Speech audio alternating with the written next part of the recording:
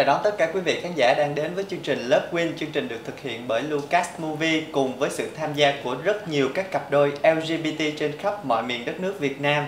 Và cùng đồng hành với Thiên An ngày hôm nay vẫn là mẹ Phi Hà. Trước khi gặp cặp đôi của chúng ta ngày hôm nay thì xin mời quý vị cùng theo dõi một số những hình ảnh sau đây ạ.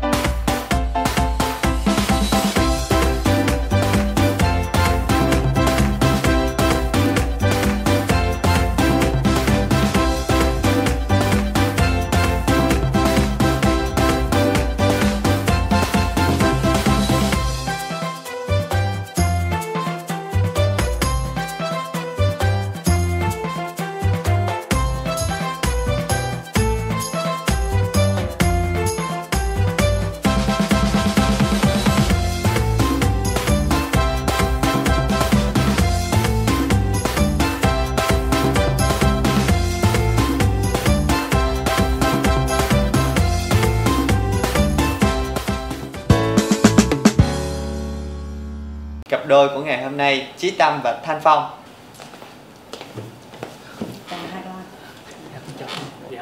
Con xin chào cô Phi Hà, chào anh An, chào tất cả các bạn của chương trình Love Win.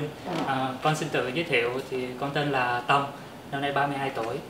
Công việc chính của con đó là kỹ thuật viên X-quang và hiện tại con có làm thêm về kinh doanh và quản lý nội thất. Xin chào cô Phi Hà, anh Thiên An cũng như tất cả mọi người đang xem Love Win. Em tên là Thanh Phong. Hiện tại em sống ở Hồ Chí Minh và công việc của em là nhân viên hành chính của một tập đoàn bất động sản. Trong hai bạn có vẻ rất là đẹp đôi. Hai bạn quen nhau từ khi nào? Lâu chưa nhỉ? Nay là gần 5 năm rồi cô. Thời gian khá là dài. Hai bạn có nhớ cái lần đầu tiên mà hai bạn gặp nhau không? Cách đây 5 năm rồi đấy. Dạ đúng rồi. Cách đây 5 năm thì nhớ là lần đầu tiên gặp nhau là một buổi tối đi uống sinh tố. Cái là quen nhau cũng đã nói chuyện với nhau trên mạng rồi thì mới hẹn nhau với một đám bạn đi uống sinh tố. Thì gặp nhau từ lúc đó. Xong thì cái lần đầu tiên gặp nhau đó thì cảm giác như thế nào? Lần đầu tiên gặp nhau thì cảm giác của con với anh Tâm không tốt lắm. Không tốt lắm. Cảm giác là mình không thích lắm, không phải là đối tượng của mình. Trong cái buổi trò chuyện hôm đó thì hai bạn có nói chuyện với nhau nhiều không? Dạ cũng nói sơ sơ qua loa. Đâu có mà đúng không? Dạ đúng rồi. Rồi về nhà thì ai chủ động, là người nào chủ động nhắn tin trước? Tối có nhắn tin không? Dạ có. Lật lại ký ức đi riêng. Để anh Tâm kể. Dạ có. Nói chung là thường thì nhắn tin thì con chủ động nhắn trước mà. Nhưng mà bạn có gọi là chăm chỉ trả lời không, hay là thờ ơ với lại những cái tin nhắn của mình? Dạ nói chung là chăm chỉ thì cũng chăm chỉ mà cũng không thờ ơ lắm. Nói chung thì hỏi thì trả lời vậy thôi. Dạ. Chứ cũng không có tương tác gì nhiều. Dạ đúng rồi. Rồi sau từ làm lần sao? gặp mặt đó thì hẹn hò liên tục không hay là như thế nào? Dạ, sau lần gặp mặt đó thì cũng không liên tục. Tức là lúc đó thì con mới đang đi học. Dạ, phải tập trung việc học nhiều hơn với lại một số hoạt động. Thì nên là chỉ dù tuần gặp một lần hoặc là 2-3 ngày thì uống cà phê một lần vậy đó. Lúc đó hai bạn ở cách xa nhau không? Dạ không, dạ gần. Cùng ở quận 10 luôn.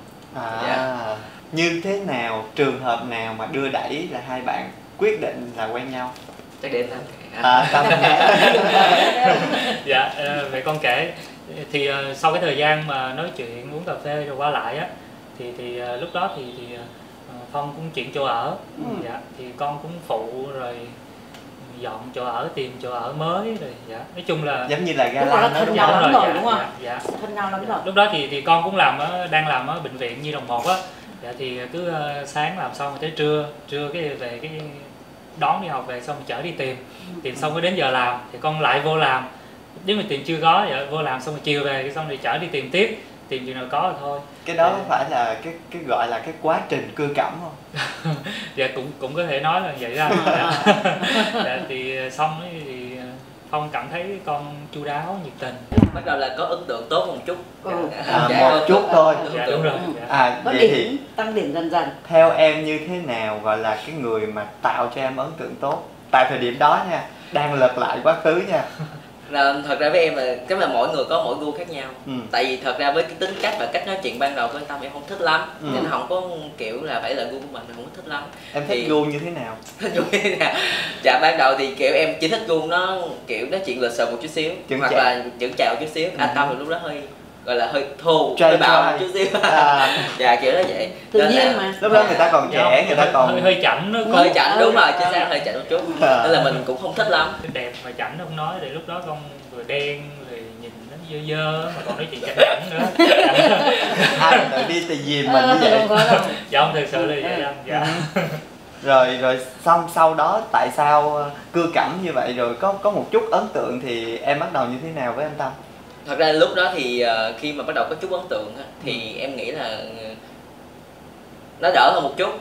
Thì lúc đó anh Tâm có một cái sự cố. Thì em nghĩ lúc đó là với cách bạn bè thôi, mặc dù là nó không hẳn là bạn bè, nó cũng không phải là hẳn là yêu đương hay là gì đó. Thì đang để mắt đến dạ bạn đúng rồi, nhưng mà anh Tâm có một chút biến cố thì cái biến cố này không thể khó hay chia sẻ được á, nên là em cũng hỗ trợ với anh Tâm chia sẻ trong cái vấn đề biến cố đó. Thì sau đó thì em thấy là thật sự thì anh Tâm có thể bề ngoài ban đầu vậy thôi, nhưng mà thực sự bên ngoài sâu thẳm thì nó không giống vậy. Nó khác một chút. Đó là cái cảm giác ban đầu của mình đã sai với những gì mà mình đang hình dạ. dung và những gì mình đang trải qua, đúng không? Thì sau đó thì thấy tốt hơn và nghĩ là phải nhìn vô mặt tích cực nhiều hơn, chứ không phải là nhìn vô mặt tiêu cực. Nên thấy anh Tâm rất là chu đáo. Rồi ai là người tỏ tình? Em. Như thế nào trong trường hợp này? Tại vì cái giai đoạn mới quen thì em gặp chút ít khó khăn biến cố giống như Phong nói. Thì thấy có mình Phong đó là bên cạnh. Dạ đúng rồi. Lúc đó mới biết ai là tri kỷ. Dạ. Có mình Phong bên cạnh con thôi nên con ở lại yêu trước. Dạ. Thì sau 3 tháng ở lại yêu thì tụi con về sống chung với nhau luôn. Dạ. Là có nghĩa thời gian gặp nhau khoảng thời gian bao lâu thì bắt đầu nói lời yêu nhau? Dạ gặp nhau thì chắc khoảng 2 tháng. Dạ. 2 tháng, sau 5 tháng thì về sống chung. Dạ. Ở nhà của Phong hay là? Dạ, có ở căn riêng, hộ riêng. Ban đầu là anh Tâm luôn nói với em rằng là anh Tâm không thích nói chỉ gì nó quá sớm. Ví dụ anh Tâm không muốn nói yêu quá sớm, cái gì nhanh đến là nhanh đi. Anh Tâm không nói sớm. Nên là tới thời gian 9 mùi là khoảng 3 tháng thì anh Tâm mới nói, và anh Tâm nói yêu rất ngắn gọn, đơn giản, xúc tích, không có lặp lại chữ yêu rất nhiều lần. Anh Tâm chỉ nói đúng một lần thôi. Tích con nó lãng mạn luôn. Anh có yêu, em có yêu anh không? Dạ không, anh Tâm chỉ nói là từ lúc mấy tháng trời quen nhau, dạ chưa từng bao giờ nói yêu em. Hôm nay anh sẽ nói yêu em. Dạ sao? Rồi khi mà về sống chung cùng một nhà đó, hai bạn cảm thấy cái đối phương của mình, bây giờ hỏi Tâm trước đi ha. Cảm thấy Phong có những cái ưu điểm gì? Dạ, ưu điểm Phong thì dạ nhiều lắm. Nhiều lắm. Dạ. Rồi mình sẽ list từ trên xuống dưới. Dạ, nó thực sự là quen Phong giống như là một cái điều may mắn của con vậy đó. Tại vì lúc trước cái tính của con là bốc đồng. Dạ, nói chuyện thiếu suy nghĩ. Chậm. Dạ đúng rồi, nói chuyện chậm, thiếu suy nghĩ. Nói chung là khi nào cũng tự cho mình là đúng hết á. Nói chung là không bao giờ mà tiếp thu một cái ý kiến của ai hết. Ai nói thì con cũng gạt ngang vậy đó. Dạ. Hoặc là người lớn hơn nói với con thì con chỉ dạ vậy thôi. Dạ. Nhưng mà làm cách nào để Phong thay đổi khi mà được như vậy? Quen Phong á, thì giống như là mưa dầm thấm lâu vậy anh. Dạ, ban đầu thì cũng nói thì em cũng nghe cũng chói tai lắm, không thích nghe đâu. Nói thôi em đừng nói nữa, thôi đừng nói nữa. Dạ, nhưng mà từ từ rồi cảm nhận những cái lời mà Phong nói với em á, khi mà trong cái cuộc sống á, thì nó lại xảy ra và nó đúng với cuộc sống, thì em bắt đầu là tin tưởng những lời mà Phong nói. Thì ưu điểm thì Phong người rất là thông minh, nhạy bén.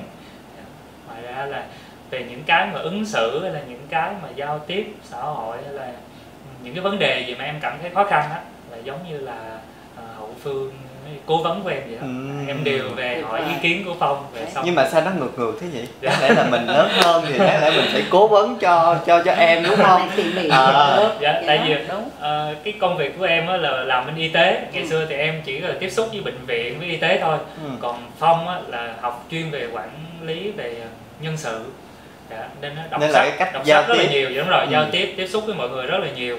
Dạ, nên cách ứng xử thì em thì không tốt hơn. Dạ đúng rồi. Đúng rồi, đó cũng là một ưu điểm mà đôi khi mình cũng phải học hỏi ở một người nhỏ tuổi của mình, đúng không? Năm trời nha, mà thấy ưu điểm rất là nhiều. Chúng ta Rồi mới có một cái giờ nói tiếp đi, ưu điểm gì nữa? kể thêm một cái ưu điểm nữa coi. Dạ ưu điểm thôi. Ưu điểm gì ta? Gọi là cái điều mà bạn cảm thấy thích ở Phong. Dạ còn cái ưu điểm đó là rất là biết tiết kiệm.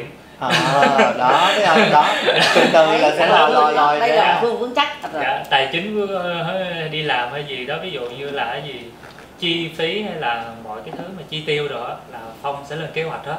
Còn con đó là cứ làm bao nhiêu là con xài bấy nhiêu thôi. Dạ, chứ con không có một cái kế hoạch gì cho tương lai hay là kế hoạch gì cho cuộc sống hết đó. Còn Phong là có bản kế hoạch chi tiết hết. Ví dụ như chuẩn bị làm cái gì, hay là chuẩn bị đi du lịch ở đâu, hay là gì đó thế này thế kia, hay là chuẩn bị muốn mua cái gì. Dạ, thì Phong phải liệt kê ra hết và phải quyết tâm làm cho được cái số tiền như vậy, rồi phải để đó. Dạ, bất kể chuyện gì xảy ra là muốn mua cái gì mà ngoài cái danh mục đó thì tự động để kiếm tiền mà mua. Thấy chưa, hay lắm. Mỗi cặp đôi thì sẽ có mỗi cái luật bù trừ nó hỗ trợ cho nhau, đúng không? Còn Phong thì sao? Phong cảm thấy ưu điểm gì ở anh Tâm mà Phong cảm thấy thích? Dạ, thật ra với em thì với con thì thấy rằng là cái điều mà em thích nhất từ anh Tâm từ lúc đó giờ chỉ có một điều nhất mà em thích nhất, đó là anh Tâm rất là chu đáo. Dạ, tại vì công việc của em làm, mọi người biết làm bất động sản rất là áp lực, em làm chuyên về mảng khách hàng nên là em làm rất là áp lực, nên là có thể là một ngày em làm việc gì em rất là mệt và em hay quạo lắm. Ví dụ em công việc em áp lực rất là nhiều nên em hay quạo, nhưng mà anh Tâm hiểu là em làm về mệt nên Tâm không có chấp cố với chuyện đó. Dạ, tiếp theo là ví dụ về là cơm nước sẵn, tất cả mọi thứ đều sẵn sàng hết, tại chỉ ngồi bàn ăn thôi. Dạ, nên là cảm thấy là mình đi làm về mà hậu phương ở nhà rất là thoải mái, này công việc của mình. Mỗi người đều là một hậu phương một chút xíu cho nhau, đúng không? Thấy là mình rất là may mắn. Dạ. Ngoài ra thật là anh Tâm thì ngoài tất cả việc đó thì ok hết. Dạ. Hãy kể cho chương trình nghe cái kỷ niệm vui mà hai bạn đã trải qua, cảm thấy cái kỷ niệm nào mà đáng chia sẻ nhất? Các khoảng thời gian ban đầu á, hai đứa em rất là khó khăn trong cái việc mà tài chính của mình. Tại vì lúc đó em đi học rồi mới ra làm, mình cũng không công việc cũng không thuận lợi lắm á. Thì em rất là thích đi du lịch, đi khám phá những cái mới. Thì rất vui nhất là lần đầu tiên em được đi du lịch mà bằng tính số tiền mà em với Tâm làm ra. Dạ, đó là cái vui nhất mà được đi lịch 3-4 ngày. Hai bạn đã đi ở đâu? Cái lần đầu tiên đi du lịch là em đi Nha Trang. Dạ. Đi biển. Xe hoa hậu Hoàng Vũ năm chuyện Phạm Hương. Phạm Hương. Đúng rồi. Đi xe hoa hậu Hoàng Vũ. Ức xài quá. Tiết kiệm quá, chu đáo thế còn gì bạn nữa. Còn Tâm thì Tâm thấy cái kỷ niệm vui nào là cái kỷ niệm vui nhất mà đối với bạn từ đó tới giờ? Dạ, đối với em thì cuộc sống của em á, dạ, kỷ niệm vui nhất là chắc từ ngày mà quen Phong. Dạ, chứ còn từ trước đến giờ thì ngày nào em cũng như ngày nào vậy. Tại vì một người mà không có cái định hướng gì cho tương lai của mình á thì ngày nào cũng như nhau, ngày nào trôi qua thì cũng bình bình như nhau vậy đó. Dạ. Thì khi mà bắt đầu quen Phong thì em cảm thấy cuộc sống của mình nó giống như là nó thay đổi đó. Thay đổi 100% luôn. Hai bạn có thường cãi nhau không? Đó, sau 5 năm đó chung sống thì chắc cũng có thường hay cãi nhau không? Thì không vui. Có muốn đối phương mình thay đổi cái gì không? Năm 1, năm 2, năm 3 cãi nhau rất nhiều. Cãi nhau về những vấn đề gì? Dạ, giống như ban đầu em chia sẻ đó là tính của em bốc đồng. Dạ, những cái mà em làm thì Phong cảm thấy những cái chuyện đó không đúng thì Phong nhắc thì em lại không nghe. Dạ, cái sinh ra cãi, nhưng mà cãi và ba câu rồi thôi. Hai người bắt đầu. Dạ. Rồi hướng giải quyết. Mà thường với em đó là ví dụ trong cái cuộc cãi nhau đó mà anh Tâm cãi thì em im, không nói gì hết. Và em sẽ im lặng cho đến khi tất cả mọi chuyện lắng xuống, em sẽ nói lại. Nhưng khi em khơi lên lại thì nó có dậy sóng như lúc ban đầu hay không? Không, hết dậy sóng. Hết rồi, đúng không? Dạ, đúng đó cũng là một cách giải quyết rất là hay. Chồng giận thì vợ bớt lời. Cơm sôi mà nhỏ lửa thì ngàn đời không quên. Đó là tuyệt vời đó. Có nghĩa là mỗi lần mà cãi nhau á thì em luôn luôn là người phải nhường nhịn. Dạ, em không phải nhường nhịn. Quan điểm của em là lúc cãi nhau ai cũng sẽ muốn giành phần thắng của mình. Ai cũng sẽ giành phần thắng hết. Nên em muốn là em không muốn câu chuyện trở nên phức tạp lên. Đúng. Em không phải nhịn mà em sẽ im lặng. Cho chương trình biết được là một cái cuộc cãi nhau nào mà khiến hai bạn giận nhau mà không nói chuyện được với nhau không? 1-2 ngày Có bao giờ giận nhau một Dạ hai ngày chưa? Không qua 30 phút. Không, như vậy là không sao. Dạ. Tức là mình đi cãi nhau, mình tranh luận với nhau để đi đến một thống nhất, Dạ. đúng không? Dạ. Dạ đúng rồi, Đúng thống rồi. nhất ra một cái chung nhất mà cả hai có thể thỏa mãn là được. Đúng rồi. Ừ. Dạ. Cái thói quen sống nào của anh Tâm mà khiến cho em cảm thấy là không hài lòng nhất? Anh Tâm Cần sửa đổi này. Có gì nữa không? chỉ có hay chơi game thôi. À, Hay chơi game nhiều một chút thôi. Dạ. muốn thế giới hay gì à? Dạ không có, con chơi game nông trại thôi cô, chứ không có Trồng đánh trọt, nhau à, đi. trồng Dạ, trọt, đúng thu rồi. hoạch. Đến giờ thu hoạch rồi Dạ, thì đúng phải rồi. tranh thủ mà thu hoạch. Thu hoạch sáng đêm. Còn Phong thì sao? Tâm có cảm thấy Phong có cái điểm nào mà cảm thấy Phong chưa hài lòng không? Dạ chắc là không rồi anh. Dạ, thực sự là quen nhau gần 5 năm rồi, chứ con đi tìm khuyết điểm của Phong mà để giống như là để góp ý thì hầu như là chưa có. Dạ. Một người thật sự hoàn hảo. Dạ, nói chung là hoàn hảo thì đối với em thôi. Dạ, còn đối với tất cả mọi người thì con không dám dùng từ hoàn hảo. Dạ, nhưng đối với con thì một nửa của mình như vậy là quá hoàn hảo đối với con. Như vậy là tuyệt vời rồi đúng không Phong? Hài lòng. Em có cảm thấy hạnh phúc khi mà mình có được một người bạn như vậy không? Dạ cũng có thể nói vậy, tại vì với em hiện tại nó không phải là yêu đương bình thường nha anh. Dạ, với em hiện tại thì nó là giống là tri kỷ vậy đó, nó giống là một cái bạn. Dạ, cái trách nhiệm của mình, tình nghĩa nhiều hơn, bởi vì trong cái khoảng thời gian mình khó khăn á, ai đi với mình. Dạ, chứ không phải là lúc mà mình vinh quang thì người ta đi với mình. Thì nên là em nghĩ là trải qua nhiều khó khăn từ năm nhất, năm 2 tới giờ rồi, thì bây giờ có những quả ngọt rồi đó, thì mình nhớ lại ngày xưa ai đi với mình. Dạ. Với em thì em không cần anh Tâm gì lãng mạn quá sức đâu. Em có anh Tâm hay, ví dụ là anh thích Tâm hay nấu ăn, anh Tâm hay nấu ăn. Rồi ví dụ tới có sự kiện, ví dụ ngày quen nhau hoặc là sinh nhật gì đó, thì anh Tâm chúc đúng giờ, ví dụ sinh nhật là đúng 12 đêm là anh Tâm sẽ nhắn liền. Em chỉ cần đơn giản thôi, em không cần gì cầu kỳ. Nhưng mà những chuyện đó đã làm được đúng không? Dạ đúng rồi, làm được thường xuyên. Dạ, hầu như là thông lệ thì nó đã trở thành một thói quen. Tức là 5 năm rồi chứ không phải là ít nữa. Thực sự 5 năm là đối với một cặp đôi như vậy là dài, đủ để rất là mình cho là thời gian dài mà các bạn vẫn còn rất là hòa hợp như thế này. Và càng mỗi ngày như nãy con mới chia sẻ 1, 2, 3 năm đầu cãi nhau nhiều, sau đó thì bắt đầu hiểu nhau, đúng không? Thì sống rất là tốt. Và đến bây giờ thì bạn mới nói đó là rất là hoàn hảo, tìm không ra được cái khuyết điểm. Thật ra cũng không phải là tìm không ra khuyết điểm, nhưng mà tất nhiên cái nhỏ nhỏ nó không đáng để tính, đúng không? Chắc chắn là sẽ cũng mâu thuẫn, cãi nhau thì cũng có khuyết điểm, phải có chứ. Nhưng mà nó nhỏ. Đúng rồi. Tất nhiên nếu mà trong cuộc sống mà hai bạn hòa hợp với nhau quá thì nó cũng vô vị đúng không? Nhưng mà phải thỉnh thoảng. Nhưng mà trong cuộc sống hàng ngày á, có những câu chuyện nó phát sinh á, thì hai bạn có thường hay bất đồng quan điểm với nhau không? Sẽ thường phát bất đồng về tài chính.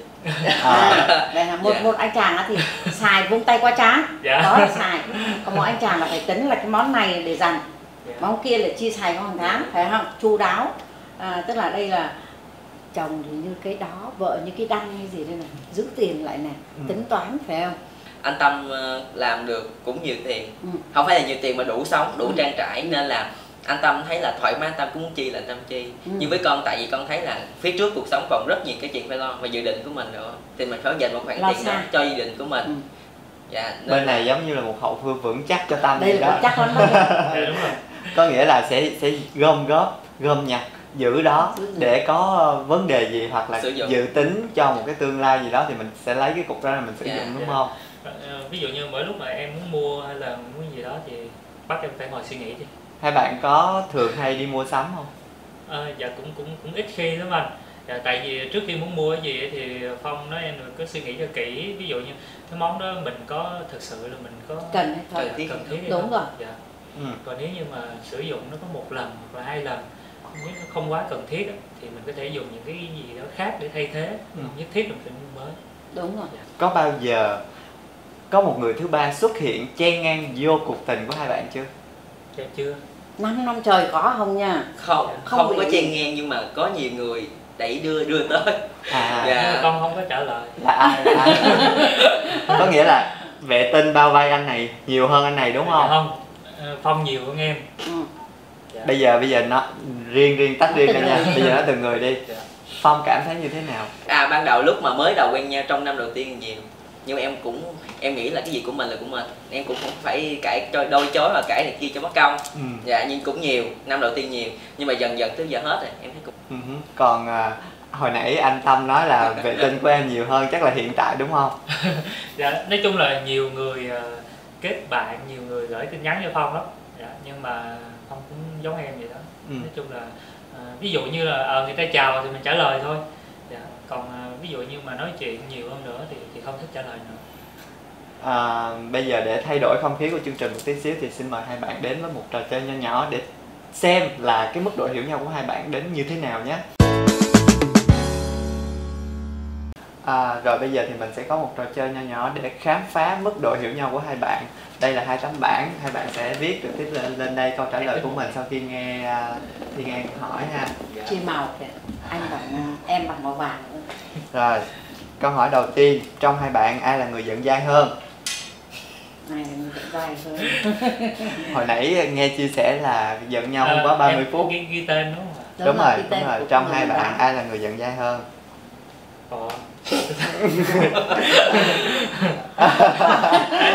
Tại vì thật sự là anh nào giờ giận là có 15-20 phút là xong rồi cái em nhắn tin là hết giận rồi, nên không có xác định được người giận dai hơn. 15-30 phút thôi đó. Em hay để bụng. Em hay để bụng. Em hết giận em hay để bụng. Mỗi lần mà để bụng như vậy em sẽ làm gì? Thì để bụng đó là thôi. Để bụng hoài nó sình bụng ra. Không, chẳng 1-2 ngày là hết à. Em để bụng là em nhớ thôi, em nhớ là đã có chuyện đó xảy ra thôi. Em cũng để cho tới một lúc nào đó khi câu chuyện đó nó lại xảy ra tiếp tục, em lại sẽ lôi dồn lên chứ.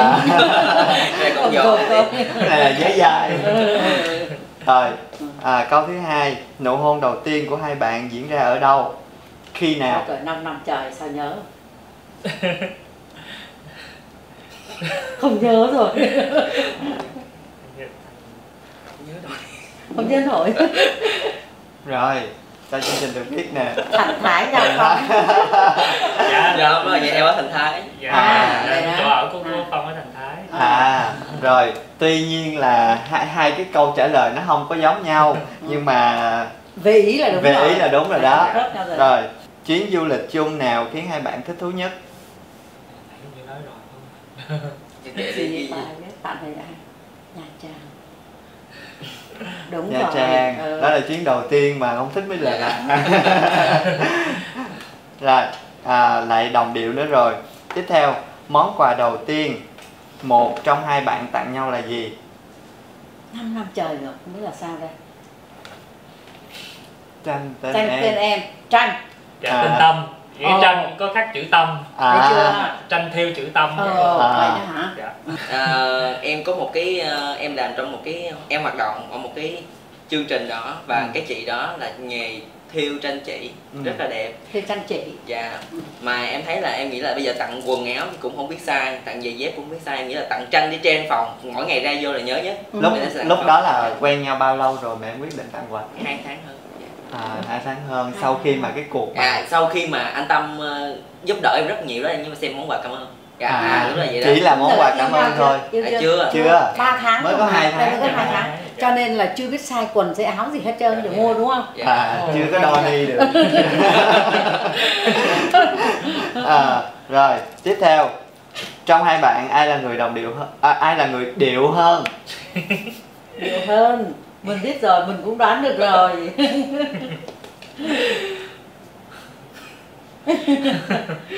Rồi. Đúng rồi. Rồi, bây giờ anh muốn hỏi Tâm nè, điệu hơn thì Phong thường là điệu về những cái gì? Dạ, nói chung là điệu hơn em thôi, chứ còn mà em cũng điệu. Dạ, về trang phục quần áo này kia thôi anh. Thì điệu thì chỉ có mấy cái đó thôi nè, trang phục, áo quần, giày dép, nước hoa này nọ, watch tóc rồi này nọ các kiểu đúng không? Thì đàn ông trai thì chỉ có mấy cái đó thôi. Nhưng mà Phong điệu hơn. Nó điệu hơn, chăm sóc mặt mày lắm, đúng không? Da mặt đẹp lắm kìa.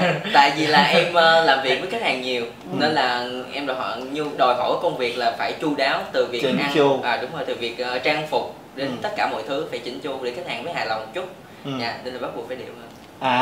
Chứ không phải là đó là do em muốn. cũng muốn đó thấy không? Căn nguyên của vấn đề là thì mình ai mà vẫn xinh vấn đề đẹp, đúng không? Xuất hiện trước mọi người đẹp mà. Nói chung là từ lúc quen Phong á, thì Phong mới tư vấn cho con, ví dụ như đi mua đồ, ăn mặc như thế nào, rồi chăm sóc da. Hồi xưa chỉ mặc blue thôi đúng không? Dạ. Blue trắng thôi. Ngày xưa con mà chạy xe là con đi ngoài đường con cứ mặc áo thun tay ngắn rồi áo sơ mi đi phơi phơi vậy đó. Bây giờ không bịt khẩu trang luôn. Dạ, rồi cứ để phơi nắng phơi sương vậy nên người đen thui mà nhìn thấy dơ lắm. Bây giờ lần đầu tiên mà con gặp anh Tâm là con cứ tưởng là anh Tâm đã từng sống ở Campuchia về. dữ vậy đó hả? Dạ. Dạ con đen lắm. Tiếc không phải từ trước nay mà giữ rồi chăm kiểu nữa. gì mà giờ trắng lại hay vậy? Dạ thì áo khoác này kia dạ. Vậy hả? Chăm sóc cơ thể lại. Khi mà về sống cùng với nhau rồi thì mình biết cái thói quen của nhau, xong rồi sau đó mình sẽ góp ý lần lần đúng không? Cái đó cũng là một cái để xây dựng cho cái người bên cạnh của mình đẹp hơn. Dạ đúng rồi. Rồi bây giờ sau những cái câu hỏi thì hai bạn cũng khá là đồng điệu với nhau rồi. Bây giờ tiếp tục có một câu hỏi, có một cái trò chơi nho nhỏ nữa trước khi chúng ta quay lại vấn đề chính của chủ đề ngày hôm nay ha. Bây giờ anh đang có một số cái bức ảnh của hai bạn, thì anh đang mong muốn hai bạn sẽ chia sẻ một số những cái bức ảnh, những cái kỷ niệm của những bức ảnh này ha. Gần lắm, bức ảnh cái khoảng 1 tháng á, bức ảnh đó là ở trong phòng tập gym. Dạ. Bức ảnh chụp hình để cảm ơn cái chị đó, tại vì chị đó là nha sĩ chuyên chăm sóc răng miệng cho em. Dạ. Cho hai đứa. Dạ, cho hai đứa nên là chụp hình để cảm ơn chị đó. Đúng rồi. Rồi. Tin là hôm nay mà chị mà xem chương trình này là chị rất là vui. Rồi, tấm hình tiếp theo. Tấm hình đây là cái chuyến công tác của em tại Cucubic. Dạ. Ủa, công tác của em mà sao bạn? Dạ, của công ty. Công tác của công ty em. Em làm leader đó nên em đi công tác ngoài đó, nên một mình em không thể làm hết công việc nó quá nhiều, nên là chắc trợ lý với anh ta bên theo để hỗ trợ em công việc ngoài đó. Tất cả mọi chuyến đi của công ty Phong đều có mặt của con hết. Ồ, tuyệt vời đó, thấy chưa? Vậy là công ty biết hết. Dạ, biết hết tất cả luôn, từ tổng giám đốc tới tất cả mọi người đều biết hết. Hay quá. Rồi. Dạ, cũng ở đó luôn. Không, đây là cái chuyến đi du lịch của công ty em luôn. Dạ. Đi du lịch cùng luôn. Đúng rồi, cái đó là ở La Ghi, Bình Thuận. Vậy là Tâm nhớ sai rồi đó, thấy không? Đó, moi ra là sẽ biết, moi ra là sẽ thấy. Rồi, tiếp tục. Cái bộ ảnh Tết, cái này là Tết năm 2016. Dạ đúng rồi. Tết 2016 thì hai đứa em nhờ bạn học cùng đại học với Phong á. Dạ. Thì cái em đó đi chụp cho hai đứa bộ ảnh Tết năm 2016. Mà em chụp nhớ ở Chùa Bà, quận 5. Dạ. Mà em nhớ cái lúc khoảng thời gian đó là cũng hơi khó khăn đó. Đó, mình nhìn lại những cái khoảng thời gian đó rồi đó phải không? Dạ nghiệm. Rồi, anh thấy cái bức ảnh này là hình như là avatar của Tâm thì phải. Bức ảnh này mình chụp trong studio. Dạ. Cái bức ảnh này được của anh làm chuyên về studio ở quận Nhất. Hỗ trợ em chụp bức ảnh. Kỷ niệm 4 năm quen nhau. Dạ, hai đứa 4 năm. Dạ, hình như là sponsor. Vời nha. Rồi, ảnh này. Ảnh này xù quá anh. Xù quá. Ảnh này là Tết Tây hả? Gần Tết vừa rồi luôn á. Dạ, ở quận 7. Dạ, khi đi hội Hoa Xuân bên quận 7 thì con bé em của Phong, em ruột của Phong. Dạ, thì lên chơi với hai đứa, tại vì bé đó nó hay lên chơi với tụi con lắm. Hè cũng lên, Tết cũng lên, cứ nghỉ thứ bảy chủ nhật thì cũng lên chơi. Dạ. Em bé này nó 15 tuổi. Và hầu như nhà em là lúc nào có 3 người, thiệt là 3 người. Một bé phụ nữ đích thực. Phụ nữ rất tuyệt vời, rất tuyệt vời. Phụ nữ. Rồi, lát nữa mình sẽ tìm hiểu sâu hơn về cô bé phụ nữ này. Rồi, quay trở lại câu chuyện của chúng ta tiếp tục ha. Hai bạn đã come out với gia đình hết rồi đúng không? Dạ. Sống chung với nhau như vậy thì chắc là đã come out hết với gia đình rồi. Trong cái quá trình come out thì có khó khăn không? Với em thì come out rồi cũng không đúng. Mà là chắc là ba mẹ hiểu em nhiều. Dạ, chắc là ba mẹ sinh con là ba mẹ sẽ biết con mình như thế nào. Ba mẹ không hề nói vấn đề gì hết. Dạ, ba mẹ chỉ nói với em gái của em thôi. Dạ, ba chị em chỉ nói với em gái của em là anh sống như thế nào cũng được, miễn hạnh phúc là được. Vậy là cái quá trình đó nó cũng khá là thuận lợi đúng không? Tuy là mình chưa có một buổi nói chuyện trực tiếp nào nghiêm túc nào, tuy nhiên là ba mẹ vẫn hiểu. Dạ, vẫn thoải mái. Rồi, anh muốn hỏi một chút xíu về cái cô hữu nữ mà cô hữu nữ tuyệt vời của em đó. Em có thể chia sẻ một chút xíu về cô hữu nữ đó không? Năm em gặp anh Tâm là năm bé đó 9 tuổi. 9-10 tuổi tầm khoảng đó. Thì bé không biết gì hết á, nhưng mà thật ra em nghĩ con bé em của em nó không biết, nhưng mà nó biết, nhưng mà nó cũng rất là tinh tế, nhưng mà không chia sẻ nhiều với mình thôi. Sau này khi mà tìm lại tất cả xong thì bé lại nói là ngày xưa em biết tại em không nói thôi. Hai dấu, nhưng mà hai dấu em biết hai dấu nhưng mà em không nói thôi. Có nghĩa là nhà em là em lớn nhất. Dạ đúng rồi. Xong rồi thì trải qua rất nhiều câu chuyện, tức là có những việc khó khăn á, thì em cũng không nói ba mẹ, tại vì việc của mình nên là mình có thể trải qua được. Thì nhưng mà bé em của em biết, và nó hỗ trợ em rất là nhiều trong việc động viên tinh thần nè, rồi hai ơi cố gắng lên tất cả mọi thứ. Và bé là người ủng hộ chuyện tình cảm, rồi lúc nào em đăng bài, ví dụ đi chơi nó cũng share bài ra cho, rồi cập nhật ảnh đại diện, chia sẻ cho bạn bè trong lớp, trong trường. Đó là cái nhịp cầu nối của con cái gia đình đó. Dạ đúng rồi. Đúng không? Ồ, tuyệt vời thế. Phong có hay dẫn Tâm về nhà chơi không? Rất thường xuyên. Một năm về chắc cũng 20 lần hơn. Lên xuống thường xuyên thì chắc là có thể là ba mẹ cũng cảm nhận được, nhưng mà không có nói ra thôi đúng không? Dạ bây giờ anh Tâm là con của ba mẹ em. Dạ là ba mẹ lâu lắm rồi. Còn Tâm thì sao, về phía Tâm? Tâm có nói với gia đình chưa? Em thì come out với gia đình rồi. Thì đối với phía gia đình em thì không có được may mắn giống như là bên Phong. Bên em thì sau cái thời gian mà nói lời yêu á, thì chúng con là ngồi dọn về sống chung. Thì lúc đó thì bàn về những cái kế hoạch về tương lai, định hướng tương lai, rồi xong rồi thì con mới quyết định về come out với gia đình. Thì sau cái thời gian có nghĩa là hai bạn dẫn nhau về nhà nói với ba mẹ, hay là chỉ một mình Tâm thôi? Dạ không có nói trực tiếp. Ban đầu là dẫn Phong về nhà chơi thôi. Ban đầu thì ở nhà con có đám á, xong rồi mới rủ Phong, rủ mấy bạn đồng nghiệp cùng bệnh viện nữa. Thì rủ gần cái chục người á, thì về xong rồi trời xui đất khiến, sao tới đó cái đứa nào cũng bận hết, chỉ còn có mình Phong. Con có mình Phong. Rồi xong rồi hai đứa con về. Hai đứa con về thì sự việc thì nó cũng diễn ra như bình thường vậy. Thì con giới thiệu là bạn bình thường thôi. Thì lúc trước thì trước khi quen Phong thì con cũng hay dẫn bạn về nhà. Thì cha với mẹ thì chỉ biết thì nó dẫn bạn về vậy thôi. Nhưng mà đám giỗ ông nội thì có mấy cô về. Thì mấy cô về thì thấy thì khi đi á, khi đi thì mấy cô mới nói thì mới nói thì hình như là hai đứa nói như vậy đó. Hai đứa nói như vậy đó. Rồi lúc đó ba mẹ kể lại hay như thế nào mà hai bạn biết? Sao con biết? Dạ thì ba mẹ gọi cho em. Ba mẹ gọi thì nói thì tại vì trước khi quen Phong thì con cũng quen một bạn nữ rồi người kia. Tại vì con là cháu đích tôn của bên gia đình nhà nội, cháu lớn nhất nữa, nên trước cái thời gian quen Phong thì nói chung là con sống khép kín lắm, nói chung là không có công khai giới tính của mình. Nói chung là khi nào cũng tìm cái bình phong đó. Đối với nhà con thì con tìm cái bình phong nó quá lớn đi, nó quá lớn quá dày đi. Nên khi mà sự việc mà khi mà con come out á thì là cha mẹ rất là sốc, một cổng kinh khủng lắm. Rồi làm sao để bạn lấy lại tinh thần cho ba mẹ? Khó khăn đó phải không? Khó khăn khủng khiếp. Thì khi đó thì hai đứa con về lại Sài Gòn rồi, thì khi mà Tết con về quê ăn Tết á, thì cũng về quê ăn Tết như bình thường. Thì khi mà con một năm Tết á, đi xuống nhà của Phong chơi thì con mới viết thư để lại cho cha với mẹ. Lúc đó là năm bao nhiêu rồi mà còn viết thư?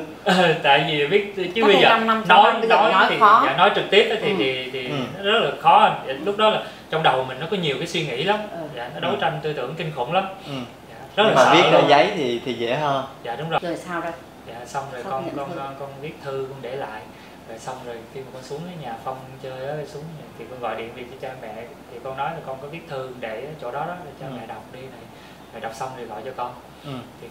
Thì trong đó thì em cũng trình bày vậy đó, thì từ trước đến giờ là con như vậy đó. Dạ, thì giới tính thật sự con là như vậy đó, thì cha mẹ suy nghĩ sao thì cho con hay. Dạ. Cho con hay làm gì bây giờ? Dạ. Thì khi mà mẹ con đọc xong bức thư thì mẹ sốc dữ lắm. Dạ. Rất là sốc rồi khóc cũng nhiều. Dạ, khóc. Dạ. Nhưng mà người cha, bạn cảm thấy như thế nào khi mà bạn nói ra cái chuyện đó? Bạn có sợ mẹ bạn buồn hay không? Bạn có sợ cha mẹ bạn buồn hay không? Bạn có sợ những người xung quanh, những người trong gia đình của mình sẽ xa lánh mình hay không? Bạn có sợ những điều đó hay không? Dạ, thực sự là ban đầu nếu như mà chưa quen Phong á, thì em sợ, em rất là sợ. Dạ, em sợ là mọi người biết giới tính mình như vậy, mọi người sẽ xa lánh mình. Dạ, xa lánh hoặc là mọi người sẽ như thế nào đó với mình. Dạ. Thì rất là sợ. Nhưng mà khi mà quen Phong rồi á, thì giống như là cái tình yêu á, nó đủ lớn rồi, nên em cảm thấy là bây giờ là mình phải sống cho bản thân mình nhiều hơn. Mình phải bảo vệ cái tình yêu của mình. Tại vì cuộc sống á, sau này á, tương lai của mình á, là do bản thân của mình quyết định. Dạ. Mình rất là sợ ba mẹ buồn. Dạ. Nhưng vẫn chỉ mong ba mẹ là sẽ là hiểu và thông cảm. Dạ. Dạ. Còn những người khác thì con không quan tâm, tại vì sinh ra từ nhỏ đến lớn thì cha mẹ là người nuôi con. Dạ, cha mẹ nuôi con nên con nghĩ là cha mẹ là giống như là cái điểm tựa, là cái chỗ dựa lớn nhất, thì nên chỉ cần cha mẹ thông cảm thấu hiểu thôi. Còn người khác thì họ chỉ nói dăm ba câu rồi họ cũng quên thôi, nên con cũng không quan tâm. Thế cho đến bây giờ thì sao con nhỉ? Dạ. Cha mẹ của con bây giờ là đã hiểu con rồi chứ? Dạ, nói chung thì cha với mẹ quá. Dạ, với cô với bên nội, nói chung tất cả mọi người bây giờ thì cũng chấp nhận. Dạ, chấp nhận giới tính của con rồi. Dạ, lâu lâu về thì cha vẫn nói dạ, thì mẹ cũng nói là sống, nói chung là sống tốt là được rồi, miễn sao con hạnh phúc là cha với mẹ vui rồi. Dạ, rồi thì giống như bây giờ thì con cũng có đứa em trai. Dạ, thì cũng vừa cưới vừa lấy vợ vừa sinh một đứa cháu nội luôn. Vậy là anh còn thảo thì khi nào cha con á, cha với mẹ cũng ẵm bé đi vòng vòng đó, cháu đích tôn. Dạ, xác định đó là cháu đích tôn rồi. Dạ, nên không có áp đặt cho con với cái chuyện gia đình nữa. Dạ. Vậy thì trong cái thời gian mà nói với ba mẹ đọc được cái lá thư đó, bạn có cảm thấy tội lỗi với ba mẹ không? Bạn thấy có lỗi với ba mẹ mình hay không? Lúc mà em còn chưa hiểu biết nhiều về cái giới tính á, thì mình khi nào mà trong đầu cũng tại sao mình lại như vậy? Dạ, tại sao mình lại vậy? Sao mình không có cảm giác với con gái? Rồi khi mình không lấy vợ sinh con với cha mẹ thì cảm thấy tội nghiệp với cha với mẹ quá. Thì vậy. Nhưng mà từ từ thì em cảm thấy thực chất là những người khác giới với nhau họ lấy nhau. Ví dụ như trong gia đình em cũng có, ví dụ như mấy cô rồi họ hàng hay vậy, cũng khác giới lấy nhau rồi cũng chia tay rồi cũng chưa khổ. Chắc thì ai dạ, hạnh phúc, chưa chắc thì ai hạnh phúc đến cuối đời. Nên em nghĩ là bất kỳ cái giới tính nào thì khi mình yêu nhau, mình hiểu nhau, thông cảm với nhau, mình sống với nhau. Dạ, thì em cảm thấy đó là hạnh phúc rồi, nên em không cảm thấy tội lỗi nhiều. Chúc mừng, không có gì tội lỗi phải không? Theo cô thì cũng thế. Đấy là hạnh phúc của các con. Tại vì tụi con yêu nhau chứ tụi con không có phải ra ngoài làm xấu hay đúng gì, rồi, xấu ra xấu này, không có làm việc gì xấu mà trái với đạo đức hay là trái với gia đình hết. Đó cũng là một cái cách văn minh khi mà bạn chọn một cái cách để cho ba mẹ mình biết cái chuyện đó, một cái cách mà để ba mẹ chấp nhận cái mối quan hệ của hai bạn. Nó cũng là một cách văn minh, khá là văn minh đó, đúng không?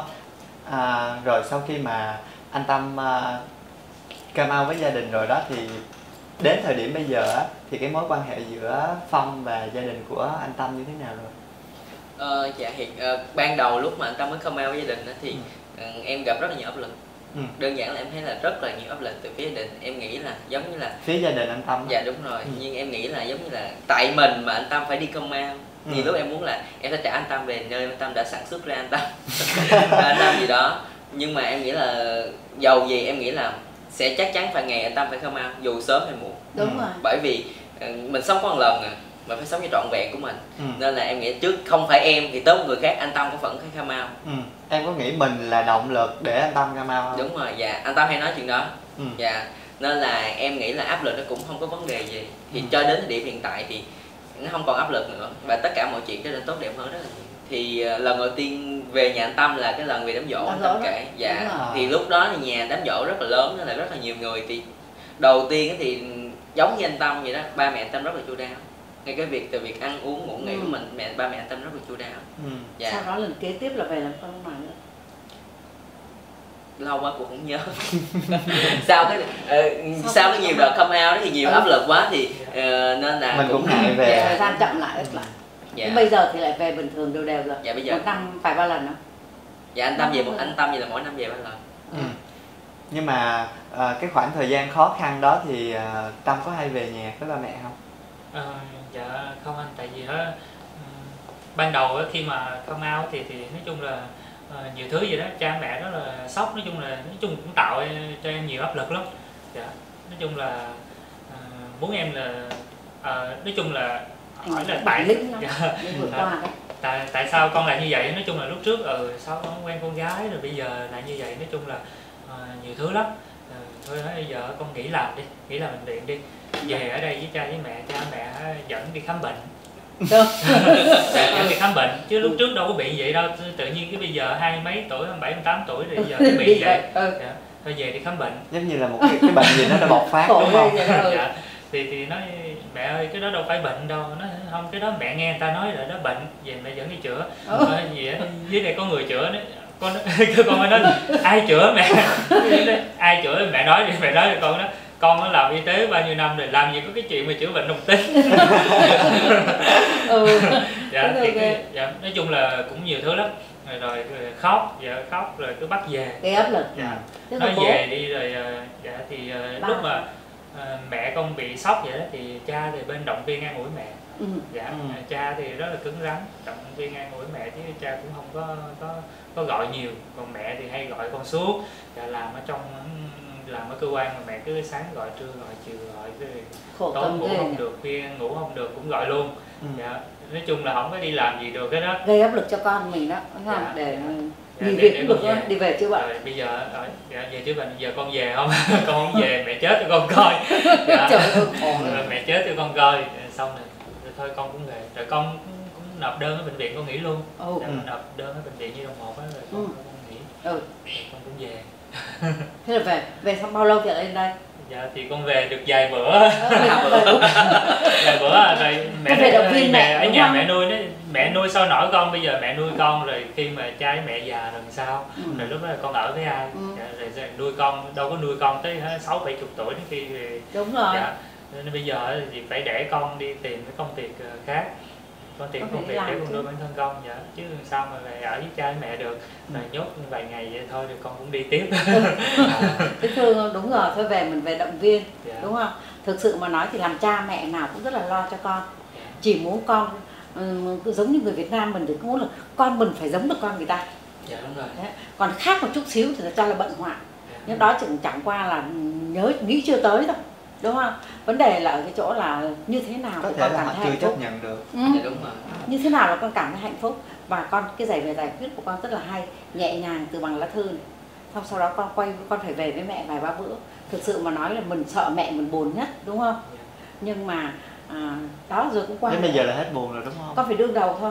Phải chỉ có cái cách giải quyết của con là rất là nhẹ nhàng, rất là hay. Nhưng con không thể nào đi biệt luôn không về. Dạ có, tội lắm. Đúng không? Phải đi về. Có đi biệt luôn. Dạ, có đi tìm. Lúc đó con về, dạ con về xong rồi con đi, nhưng mà xong rồi cái trai với mẹ, nói chung là mẹ vẫn tạo áp lực tiếp. Dạ, mẹ vẫn lo tạo áp lực tiếp, rồi xong rồi mẹ mới gọi về. Dạ, cả như cái gia đình quây quần bên nội ngoại luôn. Dạ, gia đình quây quần lại để mà nói chung là chất vấn về cái chuyện đó. Dạ. Lo lắng cho mình cái bệnh của mình đó. Dạ đúng rồi. Dạ, rồi xong rồi thì con vẫn bảo vệ quan điểm của mình, để từ trước giờ trong gia đình thì không ai giống vậy hết. Dạ, nên cũng không có ai đồng cảm được với con hết. Cũng không có. Dạ, ví dụ như có cô thì không nói gì, có cô thì không thích. Dạ, nên nói chung là nhiều lời ra tiếng vào. Dạ đúng rồi. Dạ thì xong thì con đi. Dạ cha với mẹ nói thì bây giờ con chọn cuộc sống đó thì sau này có sướng có khổ thì con tự chịu. Thì lúc nào cũng thế, rồi đúng xong không? Rồi con đi. Dạ thì con đi thì con cũng nói với gia đình thì con đi, nhưng mà con sẽ hứa với cha mẹ, hứa với tất cả mọi người là cuộc sống của tụi con sẽ tốt hơn tất cả mọi người, có thể là tốt hơn những cái cặp vợ chồng bình thường. Dạ. thì tụi con sẽ cố gắng sống tốt để chứng minh cho cha mẹ thấy. Dạ, thì trong cái thời gian dài đi tìm việc, rồi những cái thời gian mà khó khăn đó là con nói với cô là cái thời gian đó đó, dạ, rồi lên thì con đi tìm việc, rồi Phong, dạ, rồi hai đứa làm tất cả mọi thứ mọi việc. Nói chung là những cái gì mà tụi con mà kiếm ra tiền, kiếm ra tiền là tụi con làm. Đúng rồi. Kiếm ra tiền mà không phạm pháp. Dạ, dạ, đúng rồi, bán hàng online, dạ, bán tất cả mọi thứ, dạ, là cái gì mà làm ra tiền tụi con làm để dành, dạ. Rồi xong rồi khi mà con tìm được cái nơi làm ổn định, Phong cũng có chỗ làm ổn định cho cuộc sống tốt hơn, dạ, tốt hơn thì con mới nói với cha mẹ đó, thì con mới liên lạc nói với cha mẹ. Thì trong cái thời gian đó thì con muốn, nói chung là muốn yên tĩnh để mà bình tâm lại mà, dạ, để tập trung vô cái công việc, cho cái cuộc sống của mình á, dạ. Thì cái thời gian đó thì thôi chị lấy yên tâm rồi, sóng gió là qua rồi đúng không? Thực sự mà nói cặp vợ chồng nào người ta cũng phải trải qua những cái giai đoạn như vậy, chứ không cứ chỉ phải là đồng giới hay là khác giới. Ai cũng phải những cái giai đoạn ban đầu lúc nào cũng vất vả rồi lắm, mà mỗi một cặp ạ thì cô thấy một cái khó khăn khác nhau. Nha. Không ai giống ai hết trơn á. Mỗi một cặp có những cái điều thú vị của riêng của cặp đó. Mà chúc mừng là đến giờ này thì bạn nào cũng có thể rất là vui vì đã có công ăn chuyện làm nè, có mang được cái gia đình đã thông cảm, hoặc là còn có một hữu nữ nữa chứ. Một hữu nữ trung thành nữa chứ. Rất là tuyệt vời, phải không? Đó cũng là một trong những cái động lực để cho các con vượt qua những khó khăn, phải không? An ủi đấy. Dạ đúng rồi. Nhân đây thì hai bạn có muốn chia sẻ gì với cộng đồng LGBT không? Em có post trên status trên Facebook á, thì em có nói như là chúng ta đều là con người và chỉ khác là người ta ở cách sống như thế nào thôi. Nên là em tin là nếu như mà mọi người đủ mạnh mẽ và đủ thời gian chín mùi để cảm thấy là mình đủ trưởng thành thì nên chia sẻ chuyện này với mọi người, với gia đình. Bởi vì mình chính là mình á, thì mình mới làm hết sức mình với công việc của mình. Đúng. Và sống trọn vẹn với mình được. Rất là hay. Nhân đây thì hai bạn có muốn chia sẻ gì với gia đình của mình không? Từng bạn ha. Gửi gắm tiếng nói đi. Dạ, thì con muốn nói với cha mẹ là thì những cái gì mà con hứa với cha mẹ thì tụi con đã làm được. Dạ, thậm chí là tụi con đang sống rất là tốt. Và con mong muốn là cha mẹ sẽ luôn thương chúng con, luôn thương tụi con, thông cảm, thấu hiểu và luôn là cái chỗ dựa vững chắc để cho tụi con. Dạ, thì giống như cha mẹ là cái điểm tựa để tụi con có thể phát triển cuộc sống của mình tốt hơn. Còn Phong thì sao? Dạ, em thì chắc là ba mẹ em cũng hiểu rất là nhiều, nên chúng muốn nói là có những giai đoạn khó khăn vừa rồi thì ba mẹ cũng đồng hành rất là nhiều, thì em chỉ cảm ơn ba mẹ đã đồng hành với em và hiểu em trong suốt khoảng thời gian vừa rồi. Thế thì cô thay mặt để cha mẹ của các con hay là những gia đình mà có những con em mình là có tình yêu đồng giới, thì thứ nhất là cũng rất là ngưỡng mộ cái sự vượt khó của các con, và đến bây giờ thì hai đứa đã sống với nhau được 5 năm rồi, là một cái thời gian rất là dài, và cũng chúc cho các con đó là làm ăn phát tài, may mắn, hạnh phúc và vui vẻ, là những đứa con hiếu thảo của gia đình và những thành viên rất là tốt của xã hội. Nhân đây thì chương trình cũng có một món quà nhỏ nhỏ xem như là kỷ niệm của chương trình dành cho hai bạn, và hy vọng rằng hai bạn sẽ giữ lửa để hạnh phúc với nhau trong suốt 5 năm vừa rồi và tiếp theo nữa ha. Cảm ơn hai bạn đã tham gia chương trình. Cảm ơn rất nhiều.